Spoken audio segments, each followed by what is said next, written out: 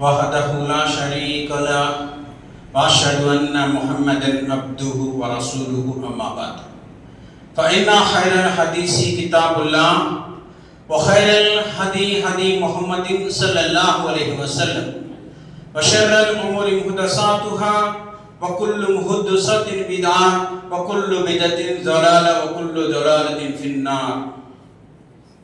फ़क़द क़ाल अल्लाहु तबारक व तआला फ़ी क़ुरआनिल मजीद वल फ़ुरक़ानिल हमीद। फ़अऊज़ु बिल्लाहि मिनश शैतानिर रजीम। बिस्मिल्लाहिर रहमानिर रहीम। क़ाफ़ वल क़ुरआनिल मजीद बल अजिबु अन जाअहुम मुनज़िरुम मिनहुम फ़क़ालल काफ़िरून हाज़ा शैउन अजीब अइजमितना व कुन्ना तुराबन ज़ालिका रज्उन बईद। बिस्मिल्लाहिर रहमानिर रहीम। या अय्युहन्नासु इत्तक़ू रब्बकुमुल्लज़ी खलक़कुम मिन नफ्सिन वाहिदतिन व खलक़ मिन्हा ज़ौजहा व बस्स मिनहुमा रिजालन कसीरन व निसाअ वत्तक़ुल्लाह अल्लज़ी तसाअलूना बिही वल अरहाम इन्नल्लाहा काना अलैकुम रक़ीबा। बिस्मिल्लाहिर रहमानिर रहीम। या अय्युहल्लज़ीना आमनू इत्तक़ुल्लाह हक़्क़ तुक़ातिही व ला तमूतुन्ना इल्ला व अंतुम मुस्लिमून। बिस्मिल्लाहिर रहमानिर रहीम। या अय्युहल्लज़ीना आमनू इत्तक़ुल्लाह व क़ूलू क़ौलन सदीदा युस्लिह लकुम अअमालकुम व यग़फिर लकुम ज़ुनूबकुम व मन युतिइल्लाह व रसूलहु फ़क़द फ़ाज़ फ़ौज़न अज़ीमा। बिस्मिल्लाहिर रहमानिर रहीम। या अय्युहल्लज़ीना आमनू इत्तक़ुल्लाह हक़्क़ तुक़ातिही। अल्हम्दुलिल्लाहि रब्बिल आलमीन। समस्त स्तोत्राలు सकल लोकाలకు ప్రభువైన అల్లాహ్కి మాత్రమే చెల్లుతాయి। तमाम तारीफे అల్లాహ్కి। సోదరులారా, ఈ సందర్భంగా నేను మీ ముందు చెప్పబోయే అంశము సహాబా కే అందర్ అల్లాహ్ కా ఖౌఫ్। సహాబాల్లో అల్లాహ్ భయభక్తి। ఈ అంశము మనలో ప్రతి ఒక్కరూ తప్పకుండా గ్రహించి ఆచరించవలసినటువంటి అంశం। ఎందుకంటే స్వయంగా ఆ అల్లాహ్ సుబ్హానహు వ తఆలా ఖురాన్ మజీద్లో చెప్తున్నాడు, యా అయ్యుహల్లదీనా ఆమనూ ఇత్తఖుల్లాహ హక్క తుకాతిహి। ఓ విశ్వాసులారా, మీరు అల్లాహ్ పట్ల ఎంతగా భయపడాలో అంతగా భయపడండి। ఈ ఆయత అవతరణ జరిగిన తర్వాత ఈ ఆజ్ఞను చూసి సహబాలు ఆ అల్లాహ్ పట్ల ఎంతగా భయపడాలో తెలియక ఎంతగానో ఆందోళన చెందారని తర్వాత అల్లాహ్ సుబ్హానహు వ తఆలా ఈ ఆయతను సవరిస్తూ ఫత్తకుల్లాహ్ మస్తతాతు, మీరు మీ శక్తి కొలది ఆ అల్లాహ్కి భయపడండి అని ఆయత అవతరణ జరిపించాడని ఈ ఆయత యొక్క తఫ్సీర్లో మనకు తెలుస్తుంది। చూడండి సోదరులారా, దీని ప్రకారం మనం అర్థం చేసుకోవాల్సిన విషయం ఏమిటంటే ఈ ఆయత విశ్వాసులకు ఒక గొప్ప అనుగ్రహం। అల్లాహ్ పట్ల భయభక్తులను తెలియపరిచే విషయంలో ఇది ఒక గొప్ప అనుగ్రహం అనే విషయాన్ని మనం అర్థం చేసుకోవాలి। ఇంకా ఈ అంశానికి సంబంధించి మనం పరిశీలించినట్టయితే అల్లాహ్ సుబ్హానహు వ తఆలా ने हमारे लिए इसे दुनिया में नजात के लिए, ఈ ప్రపంచంలో మనం గెలవడం కోసం అల్లాహ్ ప్రవక్తలను మధ్యవర్తులుగా పంపించి వారి ద్వారా ప్రజలకు అల్లాహ్పై భయభక్తులను తెలియపరిచాడు అని తెలుసు। అందుకే సోదరులారా, అల్హమ్దులిల్లాహ్, నేను సహాబాల్లో అల్లాహ్ భయభక్తులు అనే అంశాన్ని చెప్పడానికి ప్రయత్నిస్తున్నాను। గ్రహించండి, మరి ఇక్కడ సహాబాలని ఈ అంశంలో తీసుకోవడానికి గల ప్రధానమైన కారణం ఏంటంటే ఇమాముల్ అంబియా సలాం తర్వాత ఉమ్మతే ముహమ్మదియాలో అత్యంత ప్రధానమైన వ్యక్తిత్వం గలవారు ఎవరు అంటే సహబాలు మాత్రం। మీరు పరిశీలించండి, అందుకే సహబాల్లోనే ఖలీఫాలు ఉన్నారు, సహబాల్లోనే అమీరుల్ ముమినీన్ ఉన్నారు, సహబాల్లోనే అషరే ముబషిరా యొక్క శుభవార్త పొందిన గొప్ప సహబాలు ఉన్నారు। ఇంకా అల్లాహ్కి అత్యంత ప్రీతికరమైనటువంటి దాసులు ఉన్నారు। కాబట్టి ఈ అంశానికి సంబంధించి సహాబాల యొక్క వ్యక్తిత్వం ఎలాంటిది అనే విషయాన్ని తెలుసుకోవాలి అనే విషయాన్ని మీ ముందు తెలియపరుస్తున్నాను సోదరులారా. అయితే గ్రహించండి, సహాబాలు భయభక్తులు ఎలా ఉండేవి, ఈ విషయంలో వారి యొక్క వ్యక్తిత్వం ఎలాంటిది అనే విషయాన్ని మనం పరిశీలిస్తే సహాబాల యొక్క జీవిత చరిత్ర ప్రకారం మనకు తెలిసే విషయం ఏమిటంటే, సహాబాలు ఎలాంటి తప్పులు, ఎలాంటి పాపాలు, ఎలాంటి లోపాలు వారిలో లేనప్పటికీ, అల్లా పట్ల నిత్యం భయభక్తులు కలిగి ఉన్నప్పటికీ, స్వర్గపు శుభవార్త పొంది ఉన్నప్పటికీ కూడా వారు ఎల్లప్పుడూ అల్లాహకి భయభక్తులు కలిగి ఉండేవారంట. ఎందుకంటే మాకు తెలియని పరిస్థితుల్లో చిన్న చిన్న పాపాలు చేసి ఉంటాం. ఇంకా మేము ఇస్లాం అంగీకరించక ముందు మేము పాపాత్మమే కదా, వాటి గురించి అల్లాహ్ సుబ్హానహు వ తఆలా ఆఖిరతులో అడిగితే మేమేమి సమాధానం చెప్పాలి? అల్లాహ్ సుబ్హానహు వ తఆలా మమ్మల్ని భయంకరమైన నరకాగ్నిలో వేసేస్తాడేమో అని నిత్యం అల్లాహ్కి భయపడుతూ ఖౌఫే ఇలాహీ కలిగి ఉండేవారు అనిపిస్తుంది. చూడండి సోదరులు, సహాబాలు అల్లాహ్ పట్ల భయభక్తులు ఎలా ఉండేవి మరి పరిశీలన చేయండి. ఇలాంటి భయభక్తులు గల వారు ఎవరైనా మన సమాజంలో ఉన్నారా? ఆలోచించండి. ఎందుకంటే చాలా మంది అనుకుంటూ ఉంటారు, మనం సహజంగానే పుణ్యాలు తక్కువ, పాపాలు ఎక్కువ చేస్తూ ఉంటాం. ఇంకా ఆఖరితులు అల్లాహ్ సుబ్హానహు వ తఆలా మనల్ని ప్రశ్నిస్తాడు, సమాధానం చెప్పాలనే భయం మనలో సరిగా ఉండదు. అలా లేనప్పటికీ మన పుణ్యాలు పాపాలను అల్లాహ్ సుబ్హానహు వ తఆలా తరాజు వేస్తాడు. ఆ రోజు పుణ్యాలు తక్కువకుంటే, పాపాలు ఎక్కువకుంటే అల్లాహ్ మనల్ని భయంకరమైన నరకాగ్నిలో వేసేస్తాడు అనే భయం లేనప్పటికీ మనలో చాలా మంది మాకు జన్నతు దొరుకుతుంది, మేము ముస్లింలు, అల్లాహ్ సుబ్హానహు వ తఆలా మాకు స్వర్గాన్ని ప్రసాదిస్తాడు అనే భావనలో, ఆలోచనలో చాలా మంది సమాజంలో ఉన్నారు. మరి ఈ ఆలోచన తప్పు అనే విషయాన్ని చెప్పడానికి మీకు ముందు చెప్తున్నాను. ఎందుకంటే సహాబాల్లో ఇలాంటి ఆలోచన లేదు. సహాబాలు ఎప్పుడు కూడా ప్రతి సందర్భంలో, ప్రతి విషయంలోని ఆ అల్లాహ్ పట్ల భయభక్తులు కలిగి ఉండేవారు. మరి ఈ విషయంలో సహాబాల యొక్క చరిత్ర మనం తెలుసుకున్నట్టయితే ఇన్షాల్లా మనకు అనేక విషయాలు తెలిస్తే కొన్ని మీ ముందు వివరిస్తాను, గ్రహించండి సోదరులారా. ఉదాహరణకి ముందుగా మనం హజరత్ అబూ బకర్ రజియల్లాహు అన్హు వారి గురించి తెలుసుకుందాం. ఎందుకంటే అంతిమ ప్రవక్త ముహమ్మద్ సల్లల్లాహు అలైహి వసల్లం తర్వాత గొప్ప శ్రేష్టమైనటువంటి ఘనత ఎవరికి దొరుకుతుంది అంటే అబూ బకర్ రజియల్లాహు అన్హు వారికి. మనకి తెలుసు, మొట్టమొదటి ఖలీఫా హజరత్ అబూ బకర్ సిద్దీక్ రజియల్లాహు అన్హు గారు. ఇంకా ఆయన యొక్క లఖబ్ ఏంటి అంటే సిద్దీక్, సత్యవంతుడు. ప్రవక్త ముహమ్మద్ సల్లల్లాహు అలైహి వసల్లం ఇచ్చినటువంటి బిరుదు. ప్రతి సందర్భంలో ఏ విషయంలోనైనా సరే సత్యాన్ని తెలియపరిచేవాడు అబూ బకర్ రజియల్లాహు అన్హు వారు, ఆయన యొక్క లఖబ్. ఇంకా ప్రవక్త ముహమ్మద్ సల్లల్లాహు అలైహి వసల్లం అంటున్నారు, ఆయన అషరే ముబషిరా యొక్క గొప్ప శుభవార్త పొందినటువంటి సహాబీ. ఇంకా ప్రవక్త ముహమ్మద్ సల్లల్లాహు అలైహి వసల్లం అంటున్నారు అబూ బకర్ రజియల్లాహు అన్హు గురించి, నా తర్వాత నా స్థానంలో అబూ బకర్ రజియల్లాహు అన్హు వారిని పెట్టి మీరు నమాజును స్థిరపరచండి. గొప్ప స్థానం ఇచ్చారు. స్వయంగా ప్రవక్త ముహమ్మద్ సల్లల్లాహు అలైహి వసల్లం సైతం అబూ బకర్ రజియల్లాహు అన్హు వారి వెనుక అనేక నమాజులను ఆచరించారని చరిత్ర ద్వారా మనకు తెలుస్తుంది. ఇంకా అబూ బకర్ రజియల్లాహు అన్హు వారి గురించి ప్రవక్త ముహమ్మద్ సల్లల్లాహు అలైహి వసల్లం సందర్భంలో చెప్తారు, గజ్వాయ ఖైబర్లో ప్రవక్త ముహమ్మద్ సల్లల్లాహు వారు మదీనా నుంచి ప్రకటన చేసినప్పుడు, జిహాద్కి సంబంధించి ప్రకటన చేసినప్పుడు సహాబాలు వారి స్తోమతకి తగ్గట్టు వారు తెచ్చి ఇచ్చారు.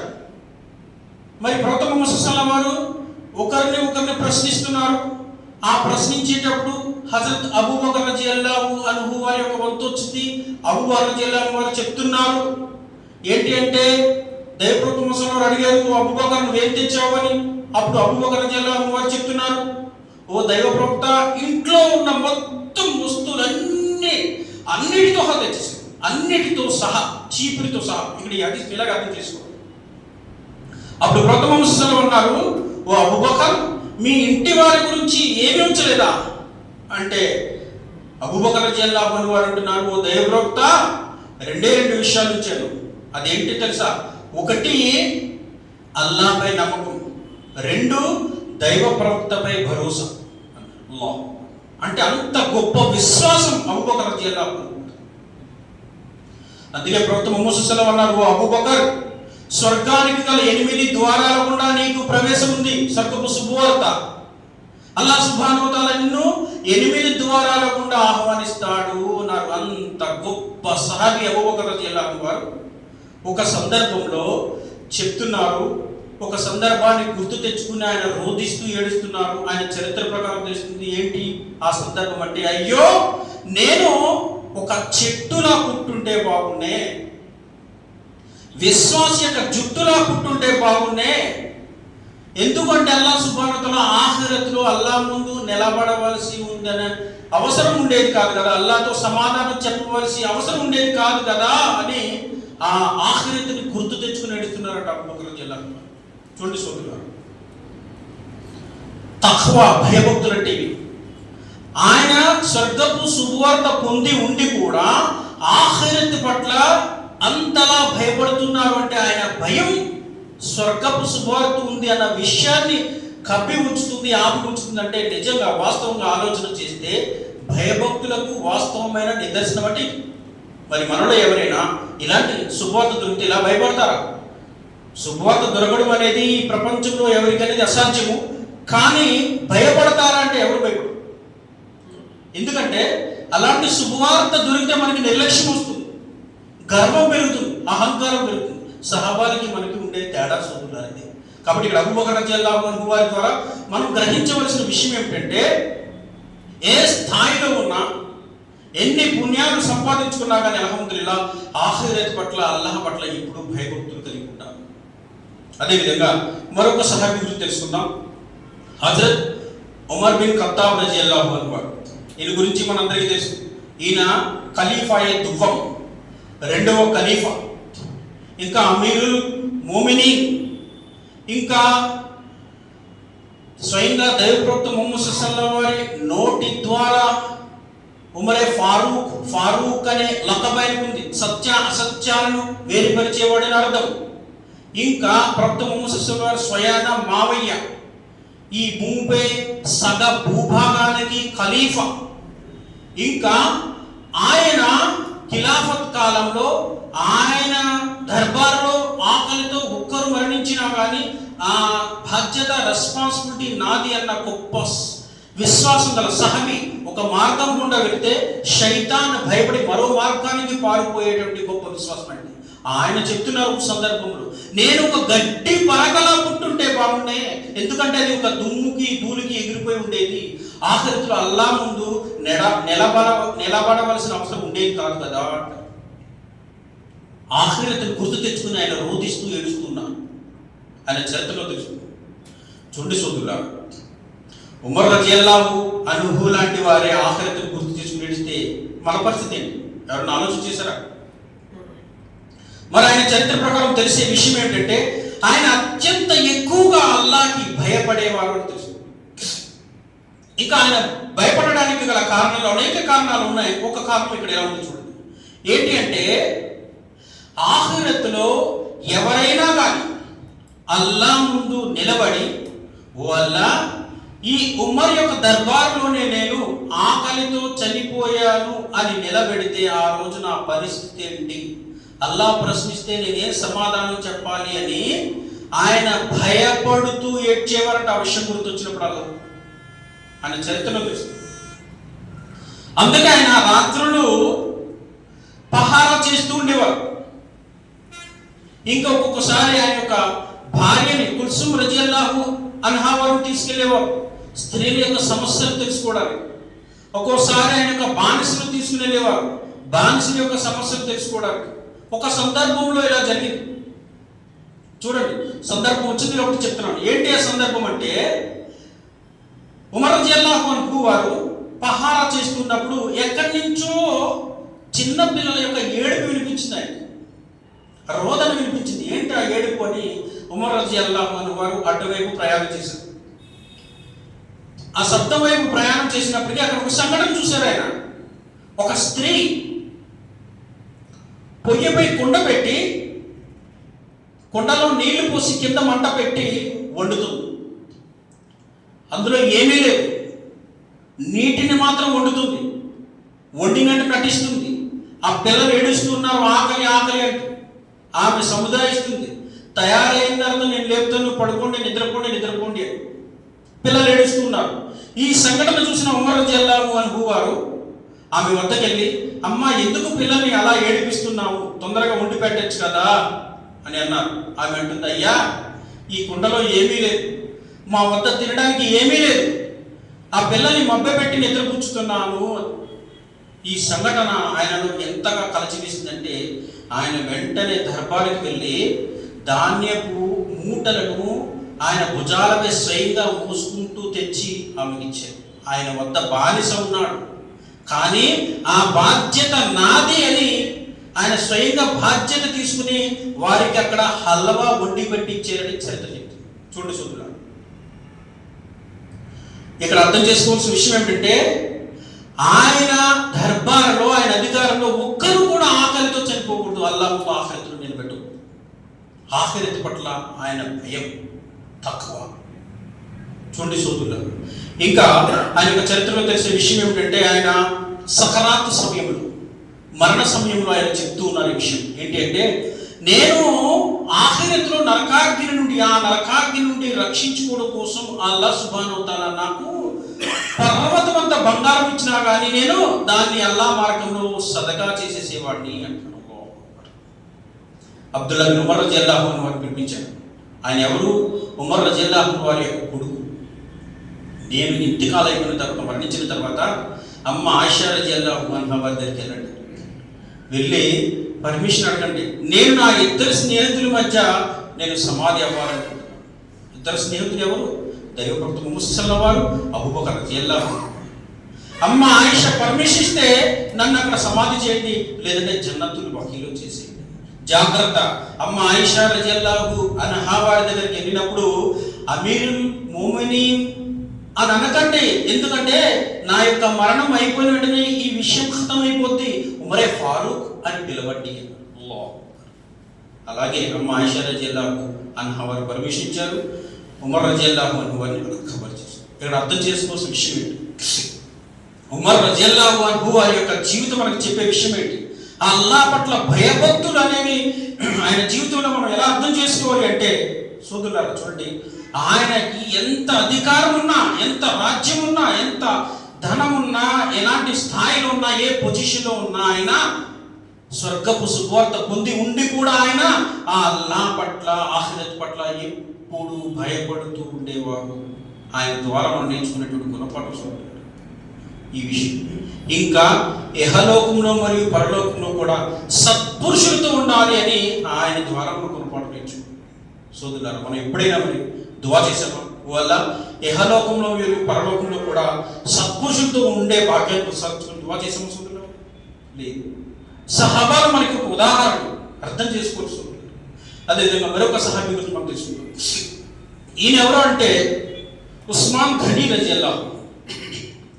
ఉస్మాన్ ఘనీ రలియల్లాహు అన్హు వారు కూడా అషరే ముబషిర సువార్త పొందినటువంటి గొప్ప సహాబీ. ఈయన లఖబ్ ఏంటి? ఘనీ. ఘనీ అంటే అంతులేని ధనవంతుడు అని. ఈయన ఎంత ధనవంతుడు అంటే, ఒక సందర్భం ఇలా ఉంది చూడండి. దైవభక్త ముహమ్మద్ గారు చెప్తున్నారు, గజ్వాయే ఖైబర్కి సంబంధించి ప్రకటన చేసినప్పుడు అందరూ వారి స్తోమతకు తగ్గ తీసుకొచ్చి ఇచ్చారు ఖిలాఫత్కి. కానీ ఉస్మాన్ ఘనీ రలియల్లాహు అన్హు వారు ఆయన ఇచ్చినటువంటి ధనం ఎవరు ఇవ్వలేదు, అంత ధనాన్ని ఇచ్చారు. ఆయన వద్ద ఉండేటువంటి మొత్తం తెచ్చిచ్చారు. అంత గొప్ప సత్కార్యాలు చేసేవారు, గొప్ప ధనవంతుడు. మరి అలాంటి గొప్ప సహాబీ ఖబర్స్థానికి వెళ్ళినప్పుడు ఆ ఖబర్స్థాన్ని చూసి ఏడుస్తూ ఉండేవారంట. ఆయన చరిత్రలో తెలుస్తుంది. సహాబాలందరూ వెళ్ళిపోయేవారు, కానీ ఆయన అలా ఏడుస్తూనే ఉండేవారు. అయితే ఆయన చెప్తున్నారు, అలా ఎందుకు ఏడుస్తున్నారు అంటే, మనం ఎప్పటికైనా సరే ఈ ఖబర్స్థానికే కదా రావాల్సింది. మన యొక్క మొదటి గమ్యము ఈ ఖబర్స్థానే కదా. ఈ ఖబర్స్థాన్లో మనం గెలిస్తే అల్హమ్దులిల్లాహ్ ఆఖిరతులో అల్లాహ్ ముందు మనం గెలిచినట్టు. నేను మరణించిన తర్వాత నన్ను తీసుకొచ్చి ఇక్కడ పూడ్చిపెట్టి వెళ్ళిపోతాను. మరి నాతో ఈ ఖబర్ ఎలా ఉంటుందో నాకు తెలియదు కదా, నా మజిలీ ఎలా ఉంటుందో నాకు తెలియదు కదా. అందుగురించే దీన్ని చూసినప్పుడల్లా నాకు అలా ఏడుపు వచ్చేస్తూనే ఉంటుంది అంటారు. చూడండి, ఉస్మాన్ ఘనీ రలియల్లాహు అన్హు లాంటి గొప్ప సహాబీ స్వర్గపు సువార్త పొంది ఉన్న సహాబీ, అషరే ముబషిరా సువార్త పొంది ఉన్న సహాబీ ఖబరస్థానికి వెళ్ళి ఆఖిరత్ గురించి, ఖబర్ గురించి ఆలోచన చేస్తున్నారంటే మన జీవితకాలంలో మనం ఎన్నిసార్లు ఖబరస్థానికి వెళ్ళి ఉంటాం? ఒక్కరైనా ఖబరస్థాన్ గురించి ఆలోచన చేయించారా? మన ఖబర్ ఎలా ఉంటుంది అనేది ఏనాడైనా ఆలోచన చేశారా? సహాబాలకి మనకు ఉండే తేడా చూడండి. అదేవిధంగా మరొక సహాబీ చూడండి, హజరత్ అలీ ఇబ్నే అబీ తాలిబ్ రజియల్లాహు అన్హు. ఈ యొక్క ఫజీలత్ ఏంటి అంటే ఈయన కూడా అషరే ముబషిరా యొక్క గొప్ప సువార్త పొందిన సహాబీ. ఇంకా ఈయన దైవప్రవక్త ముహమ్మద్ సల్లల్లాహు వారి స్వయాన చిన్నాన్న కొడుకు, ఇంకా ప్రవక్త ముహమ్మద్ సల్లల్లాహు వారి యొక్క అల్లుడు కూడా. చిన్నప్పుడే ఇస్లాం అంగీకరించినటువంటి ఘనత ఉంది. ఆయన జీవితకాలంలో ఎన్నో సత్కార్యాలు చేశారు అలీ రజియల్లాహు అన్హు. ఆయన ప్రతిరోజు తహజ్జుద్ సమయంలో ఎక్కువగా అల్లాహ్ని ఇబాదత్ చేస్తూ, ఇంకా అల్లాహ్తో దుఆ చేసుకుంటూ, ఆఖిరతిని ఆలోచిస్తూ ఏడుస్తూనే ఉండేవారు అలీ రజియల్లాహు అన్హు వారి జీవిత చరిత్ర ద్వారా చూస్తారు. ఇంకా ఆయన ఎప్పుడూ విషయం చెప్పేవారు, ఓ ప్రజలారా, ఈ ప్రపంచం కోసం మీరు పెద్ద పెద్ద కలలు కనకండి. ఈ ప్రపంచపు వెనుక పడి మీరు మీ పుణ్యాలను మీరు నాశనం చేసుకోకండి. నిస్సందేహంగా ఈ ప్రపంచపు వ్యామోహం మిమ్మల్ని ఆఖిరతికి దూరం చేస్తుంది అన్న విషయం. ఈరోజు సమాజంలో అనేక మంది గుమ్రా అయిపోవడానికి కారణం ఇదే సోదరులారా. బేనమాజీల కింద అయిపోవడానికి కారణం ఇదే. నమాజులు వదిలేస్తూ ఉంటారు, ఉపవాసాలు వదిలేస్తూ ఉంటారు, సత్కార్యాలకు దూరంగా ఉంటారు. ఏంటంటే ఈ ప్రపంచం వెనుక పడిపోవడమే కాదు, ఈ ప్రపంచాన్ని పొందాలనే ఉద్దేశమే కాదు. అంతే కదండి, ఎవరు కావాలని ఏది చేయరు, కానీ ప్రపంచం పొందాలి. అల్లాహ్ సుబ్హానహు వ తఆలా అందుకే ఖురాన్లో చెప్తున్నాడు, అల్హాకుముత్ తకాసుర్ హత్తా జుర్తుముల్ మకాబిర్. ఈ ప్రపంచాన్ని పొందాలనే ధ్యాస మిమ్మల్ని పరధ్యానంలో పడిసింది. మీరు ప్రపంచాన్ని పొందలేరు, కానీ ఇదే వ్యామోహంలో మీరు ఖబరస్థాన్కి వెళ్ళిపోతారు. అలీ రజియల్లాహు అన్హు వారు కూడా అదే చెప్తున్నారు. దీని వెనుక పడిపోకండి.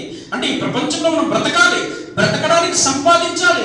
ఎంతైతే సంపాదించాలో, ఏ విధంగా అయితే బ్రతకడానికి మనకి ఇక్కడ అవసరమో అలా ఉండాలి తప్ప దీన్ని వెనుక పడిపోయి నమాజులు వదిలేసి, సత్కార్యాలు మానేసి, మజీద్కు దూరం అయిపోయి, జమాత్కు దూరం అయిపోయి ఉంటే గుమ్రా అయిపోతామని అలీ రజియల్లాహు అన్హు వారి ద్వారా మనం ఈ గుణపాఠాన్ని నేర్చుకోవాలి.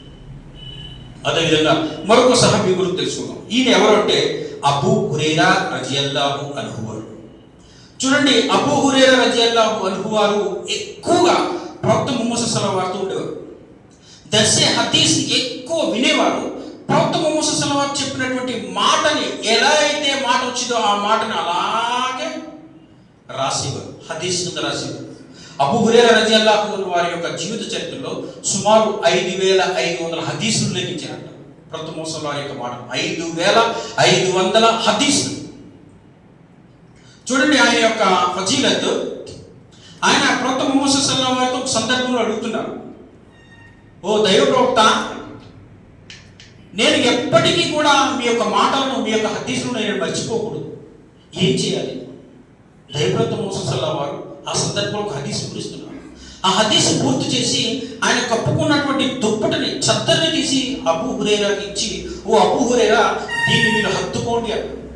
అబూ హురైరా రజియల్లాహు అన్హు వారు ఆ చద్దరిని హత్తుకున్నారు.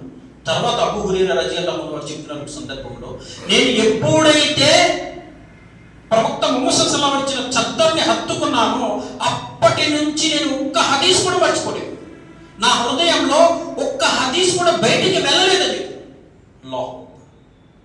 అంత గొప్ప అబూ హురైరా రజియల్లాహు అన్హు వారు చూడండి, ఒక సందర్భంలో సకరాత్ సమయంలో ఏడుస్తున్నారు. సకరాత్ సమయం ఏంటో తెలుసా? ఎందుకు ఏడుస్తున్నారంటే, ఆయన నిస్సందేహంగా ఈ దునియా యొక్క జీవితం చాలా చిన్నది, ఆఖిరత్ యొక్క సఫర్, ఆ ప్రయాణం చాలా పెద్దది. మరి ఈ దునియాలో నేను సంపాదించుకున్నటువంటి పుణ్యాలు ఆఖిరత్ యొక్క సఫర్లోకి అవి ఉపయోగపడతాయా లేదా, సరిపోతాయా లేదా, ఆ పుణ్యాలతో నేను ఆఖిరత్లో కామయాబ్ అవుతానా లేదా అని ఆయన చివరి నిమిషాల్లో ఏడుస్తూ ఉన్నారట, భయపడుతూ ఏడుస్తున్నారట. ఆయన చెప్తున్నారు, చూడండి చూస్తున్నారు. ఉలమా చెప్పే మాట ఏంటంటే, 5500 హదీసులు అల్హమ్దులిల్లా అబూ హురైరా రలియల్లాహు అన్హు వారు ఉల్లేఖించారు కదా, ఈ ప్రపంచంలో ప్రళయం వరకు ఎంతమంది అయితే వీటిని చదువుతారో, అమలు చేస్తారో, జ్ఞానాన్ని నేర్చుకుంటారో, దీని యొక్క సవాబు పుణ్యము సదకాయ జారియా ద్వారా అబూ హురైరా రలియల్లాహు అన్హు వారికి అలా వెళ్తూనే ఉంటుందంట ప్రళయం వరకు. మరి ఆ రోజు అల్లాహ్ ముందు నిలబడినప్పుడు ఆయన వద్ద ఎన్ని పుణ్యాలు ఉంటాయి. పుణ్యాలతో ఎవరన్నా పోటీ పడగలరా? సరే ఆలోచన చేసుకుంటారు. అంత గొప్ప సహాబీ ఏ విషయం నేర్చుతున్నారు? ఆయన సంపాదించుకున్న పుణ్యాలు ఆఖిరత్తుకి సరిపోతాయా లేదా, వీటితో నేను కామ్యాబ్ అవుతానా లేదా అని భయం వేసి ఏడుస్తున్నాడు అన్నారు. అల్లాహు అక్బర్. ఇప్పుడు ఆయనతో పోల్చుకుంటే అసలు మనం పుణ్యాలు చేసామా? మన పుణ్యాలు అసలు కనపడతాయా? పుణ్యాల లిస్టులో మన పుణ్యాలు ఎక్కడ ఉంటాయి? కాబట్టి సోదరులకు అర్థం చేసుకోవాల్సిన విషయం ఏంటంటే, అబూ హురైరా రలియల్లాహు అన్హు ద్వారా మనం నేర్చుకోవాల్సిన గుణపాఠం ఏంటంటే, మనం చాలా మంది మనం అనుకుంటుంటారు, నేను ప్రతి రంజాన్కి ఉపవాసాలు పాటించాను, ప్రతిరోజు 5 పూటలు నమాజ్ ఆచరించాను, నేను ఇంకా ఎంతో మందికి సత్కార్యాలు చేస్తుంటాను, దాన ధర్మాలు చేస్తుంటాను. ఆలోచన చేస్తే ఆఖిరతిక సఫర్లో ఇవి ఎక్కడుంటాయో తెలియదు. అబూ హురైరా రలియల్లాహు అన్హు వారి ఆలోచనతో మన ఆలోచన కంపేర్ చేస్తే అసలు మన ఆలోచన అనేది చాలా తప్పు అనే విషయం అర్థం చేసుకోవాలి. ఎల్లప్పుడూ కూడా అల్హమ్దులిల్లాహ్ సత్కార్యాలు చేస్తూ అల్లాహ్కి భయపడాలి. అదేవిధంగా మరొక సహాబీ గురించి తెలుసుకుందాం. ఈయన ఎవరంటే అబ్దుర్ రహ్మాన్ బిన్ ఔఫ్ రలియల్లాహు అన్హు. ఈయన కూడా సకరాత్లో 2 విషయాల్ని గుర్తు తెచ్చుకుని ఏడుస్తూ ఉండేవారు. ఏంటి అంటే అవి, అబ్దుర్ రహ్మాన్ బిన్ ఔఫ్ రలియల్లాహు అన్హు వారు అషరే ముబషరతో గొప్ప శుభార్త పొందిన సహాబీ. ఇంకా అబ్దుర్ రహ్మాన్ బిన్ ఔఫ్ రలియల్లాహు అన్హు వారు కూడా ఉస్మాన్ గనీ రలియల్లాహు అన్హు లాంటి గొప్ప ధనవంతుడు. అల్లాహ్ సుబ్హానహు గొప్ప ధనాన్ని ఇచ్చాడు. ఈయన ఎన్నో సత్కార్యాలు చేశాడు, ఎన్నో దాన ధర్మాలు చేశాడు. ఈయన కూడా ఏడుస్తున్నారు. ఎందుకు ఏడుస్తూ ఉన్నారు అంటే, చూడండి, ఆయన జంగే ఉహద్లో ముసబ్ బిన్ ఉమైర్ రలియల్లాహు అన్హు వారు, అమీరే హంజా రలియల్లాహు అన్హు వారు, వీరిరువురు కూడా మరణించారు. వాస్తవంగా చెప్పాలంటే నాకంటే ఉన్నతమైనటువంటి సహాబీలు వారు, సహాబాలు వారు మరణించారు. వారు మరణించేటప్పుడు ఇస్లాం ఎలా ఉండేది అంటే, చూడండి, ముసబ్ బిన్ ఉమైర్ రలియల్లాహు అన్హు వారు మరణించినప్పుడు ఆయన కఫన్ చేయడానికి ఒకే ఒక దుప్పటి ఉందంట, ఒకే ఒక చద్దరు.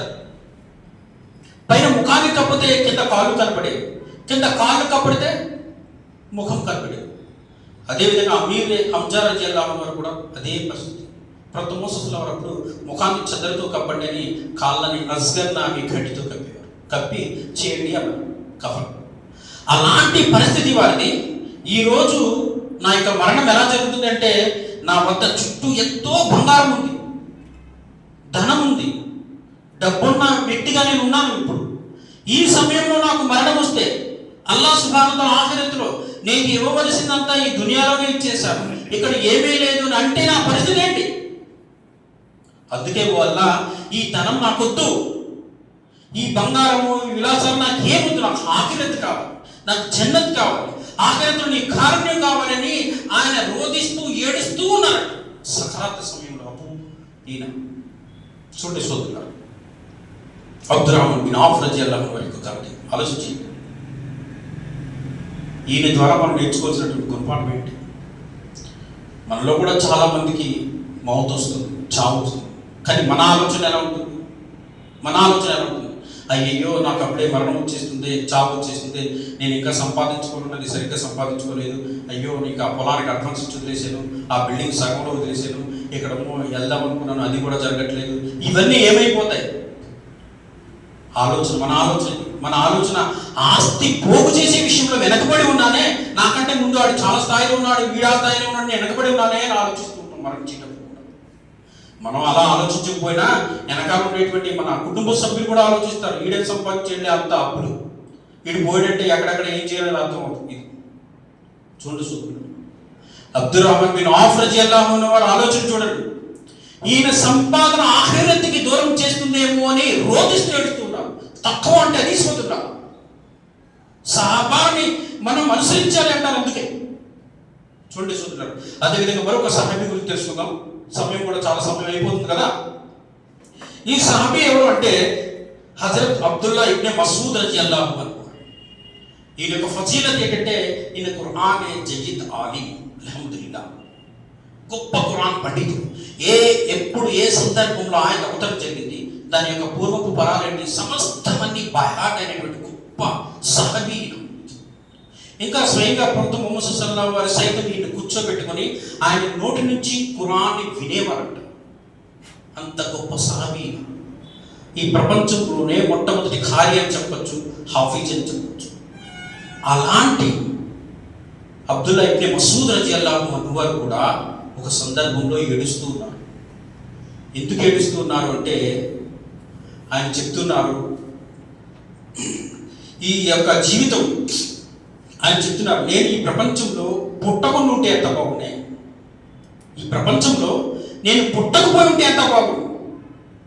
ఎందుకంటే అల్లాహ్ సుబ్హానహు వ తఆలా నన్ను అంతిమ దినాన ఏ ఖోమ్ నుంచి లేపుతాడో నాకు తెలియదు, ఏ హవేరి నుంచి లేపుతాడో నాకు తెలియదు. అస్హాబుల్ ముకర్రబీన్ నుంచి లేపితే అల్హమ్దులిల్లా నేను సహాబాల మధ్య ఉంటాను, లేదా అస్హాబుల్ యమీన్ నుంచి లేపితే నా పరిస్థితి ఏంటి, ఆ రోజు నా హాల్ ఏంటి అని ఆయన దాన్ని ఊహించుకుని దానికి ఆఖరత్కి భయపడి నేను ఎక్కడి నుంచి లేస్తానో తెలియదని భయపడే ఏడుస్తూ ఉన్నానంట. మనం ఏనాడైనా మరణిస్తాము, ఆఖరత్తులో మనం ఏ జాతి నుంచి లేస్తాము అని ఆలోచన చేశామా? ఎప్పుడైనా అసలు మన ఆలోచనలు, మన జ్ఞానం ఉంటుందా? సహబాలకి మనకి ఉండే తేడా చూడాలి. అదేవిధంగా మరొక సహాబీ గురించి చెప్తాం, సమయం అయిపోతుంది కాబట్టి ముగిస్తాను. ఈయన ఎవరంటే కబ్బాబ్ బిన్ అర్ద్ రజియల్లాహు అన్హు. ఈయన యొక్క ఘనత ఏంటంటే ఉమ్మే అమ్మారా, ఈమె దగ్గర ఈయన ఒక బానిస. ఈయనే ఆ యజమానురాలు ఎంతగా హింసించేదంటే, నిప్పుల మీద పడుకోబెట్టి వీపుపై కుంపటి పెట్టి నువ్వు ఇస్లాంను వదిలేస్తావా లేదా అని హింసించేది. అంత దారుణంగా హింసించేది. అలాంటి హింసను కూడా భరించి ఆయన ఇస్లాం కాపాడుకున్నటువంటి గొప్ప సహబీ. ఈయన కూడా సహరాత్రులు ఏడుస్తూ ఉన్నారు. ఎందుకు ఏడుస్తున్నారు తెలుసా? అల్లాహ్ సుబ్హానహు వ తఆలా ఆఖిరతులో ఇస్లాం కష్టకాలంలో నువ్వు ఎంతో కష్టపడ్డావు, నేను హింసించే రోజుల్లో నువ్వు ఇస్లాం కోసం ఎంతో కష్టపడ్డావు. మరి సుఖపడే రోజులు ఇవి, ఎందుకంటే ప్రపంచంతో ఇస్లాం అంగీకరించింది. సంతోషపడే రోజులు, సుఖపడే రోజులు. ఇప్పుడు నువ్వేం కష్టపడ్డావు నా కోసం అని అల్లాహ్ అడిగితే నేను సమాధానం చెప్పను అని భయమేసి ఏడుస్తున్నాను అంటున్నారు. చూడండి. అదే నేను మరొక సాటి గురించి తెలుసుకుందాం, సమయం అయిపోతుంది. ఈయన ఎవరు అంటే అబ్దుల్లా బిన్ రవాహా రజియల్లాహు అన్హు. ఈయన ఒక సందర్భంలో ఆయన యొక్క భార్య ఒడిలో పడుకుని ఏడుస్తున్నారు. ఆయన భార్య ఒడిలో పడుకుని ఏడుస్తూ ఉన్నారు. ఏడుస్తూ ఉన్నప్పుడు ఆయన ఏడుస్తున్నారని చెప్పేసి ఆయన భార్య కూడా ఏడుస్తుంది. కొంతసేపటికి ఆయన అడిగారు భార్య, నువ్వు ఎందుకు ఏడుస్తున్నావు అని. మీరు ఏడుస్తున్నారని నేను ఏడుస్తున్నానంటే, అప్పుడు ఆయన చెప్తున్నారు, ఏం చెప్తున్నారంటే, నాకు ఖురాన్లో అల్లాహ్ ఆదేశం గుర్తొచ్చింది, ఆదేశం గుర్తుకొచ్చి ఏడుస్తున్నాడు. వారిదుహా, మీలో ప్రతి ఒక్కరు అక్కడికి చేరవలసిందే, ఆ సిరాత్ వంతెన దాటవలసిందే అనే ఆయన గుర్తొచ్చి నేను ఏడుస్తున్నాను. ఫుల్ సిరాత్ వంతెన దాటవలసిందే అనే ఆయన. ఫుల్ సిరాత్ వంతెన అంటే ఏంటో తెలుసుకుంటున్నారా? ఈ ఫుల్ సిరాత్ వంతెన అనేది నరకంపై వేసినటువంటి ఒక బ్రిడ్జ్. ప్రతి విశ్వాసి కూడా ఆ బ్రిడ్జ్ దాటి జన్నతులోకి వెళ్తారు. ఆ బ్రిడ్జ్ ఎలా ఉంటుందంటే తల వెంట్రుక కంటే సన్నంగా ఉంటుంది, నిచ్చెనలా నిటారుగా ఉంటుంది. ప్రతి విశ్వాసి దాన్ని దాటుకుని వెళ్ళాలి. చూడండి, హదీసులు చెప్తున్నాయి, కొంతమంది మెరుపు కంటే వేగంతో వెళ్ళిపోతారు, కొంతమంది గాలి కంటే వేగంతో వెళ్ళిపోతారు, కొంతమంది అస్సం వేగంతో వెళ్ళిపోతారు, కొంతమంది పరుగును వెళ్ళిపోతారు, కొంతమంది నడుచుకుంటూ వెళ్ళిపోతారు, కొంతమంది కుంటుకుంటూ వెళ్ళిపోతారు, కొంతమంది పాకుకుంటూ వెళ్ళిపోతారు. వారి విశ్వాసాన్ని బట్టి వారు వెళ్తారు.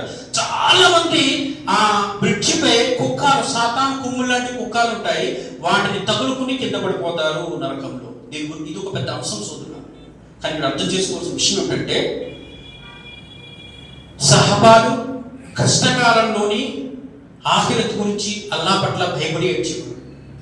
అలాగే సుఖ సమయంలోని కూడా ఆఖిరత్ గురించి అల్లాహ్ పట్ల భయపడి ఏడ్చేవారు. మనలో ఎవరైనా ఆలోచన చేయండి, భార్య ఒళ్ళు తలపెట్టి ఆఖిరత్ గురించి ఆలోచించుకుంటున్నాడు ఈ ప్రపంచంలో.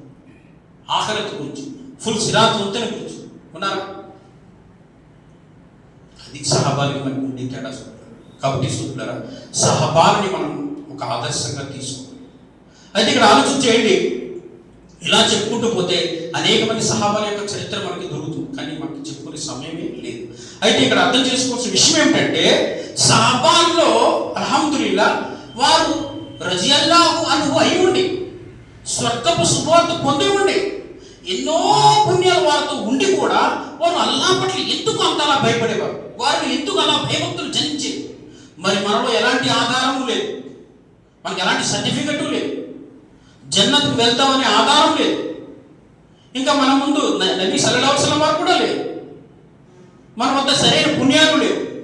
అయినా మనలో ఆఖిరత్ పట్ల భయం లేదు, అల్లా పట్ల భయం లేదు, అల్లా ప్రశ్నిస్తాడు సమాధానం చెప్పాలని భయం లేదు, నరకంపై అసలే లేదు. ఏంటి కాదు?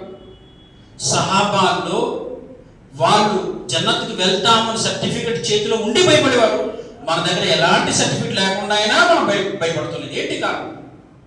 ఎప్పుడైనా ఆలోచన చేశారు? దీనికి సంబంధించి మన ఉలమా చెప్తున్నారు, దీనికి ప్రధానంగా మూడు కారణాలు ఉన్నాయి.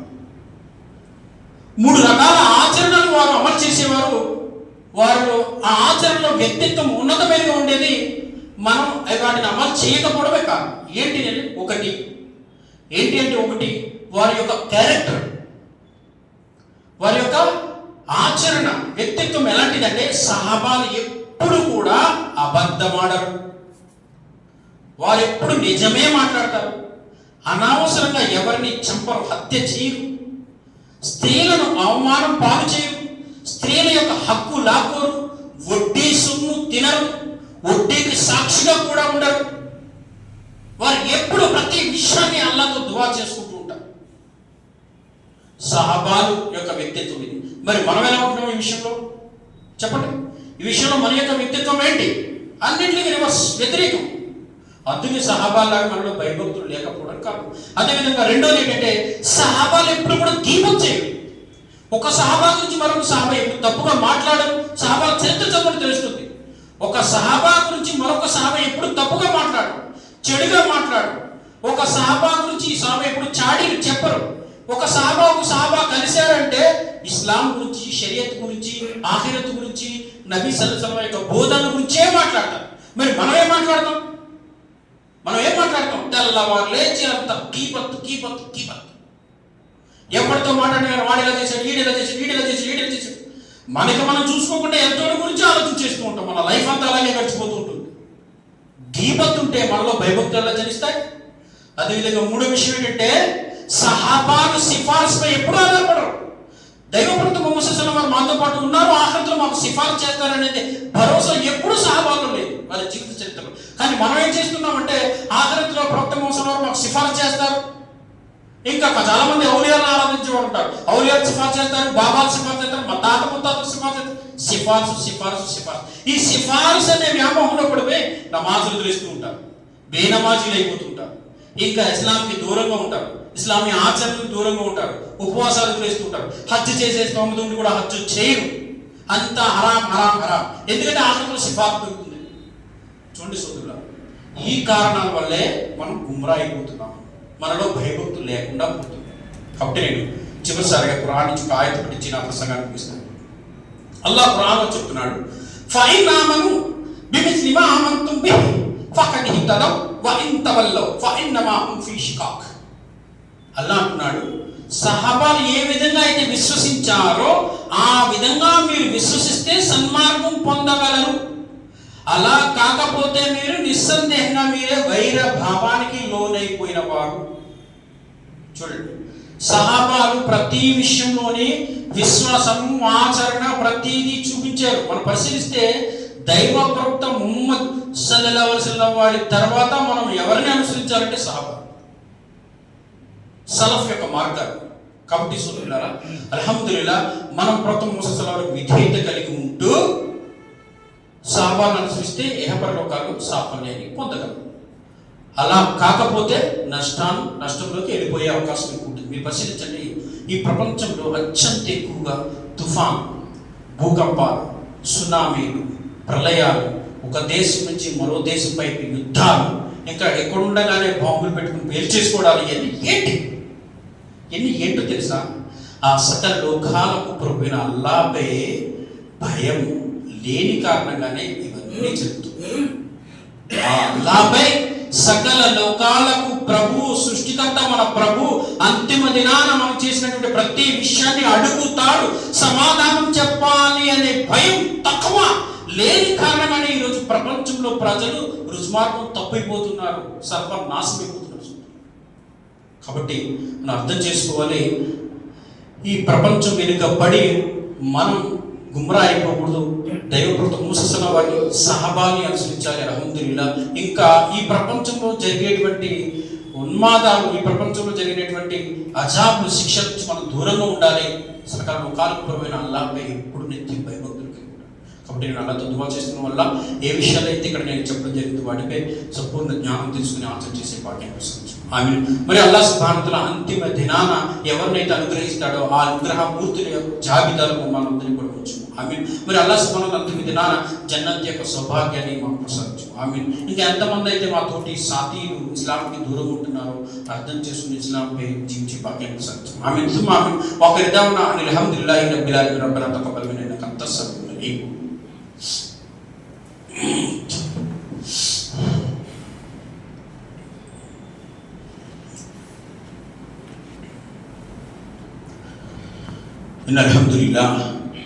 الحمد لله